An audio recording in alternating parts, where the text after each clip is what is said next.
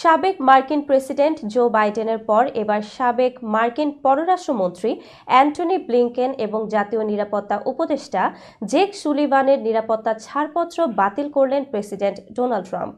আমেরিকার স্থানীয় সময় গতকাল সোমবার এই তথ্য জানিয়েছে হোয়াইট হাউস। বার্তা সংস্থা রয়টার্স বলছে, সাবেক প্রেসিডেন্ট জো বাইডেনের নিরাপত্তা ছাড়পত্র প্রত্যাহারের একদিন পরই এই সিদ্ধান্ত এলো।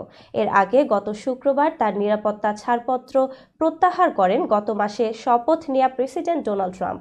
ফলে গোয়েন্দা সংস্থাগুলোর কাছ থেকে প্রতিদিনের ব্রিফিং পাবেন না বাইডেন, ব্লিংকেন ও সুলিভান।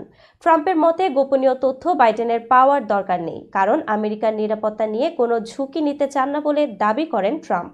সাবেক মার্কিন পররাষ্ট্রমন্ত্রী অ্যান্টনি ব্লিংকেন এ ব্যাপারে কোনো মন্তব্য করেননি। সাধারণত হোয়াইট হাউসের উচ্চপদস্থ কর্মকর্তারা গোয়েন্দা বিভাগ থেকে জাতীয় নিরাপত্তার গোপন তথ্য নিয়মিত পেয়ে থাকেন।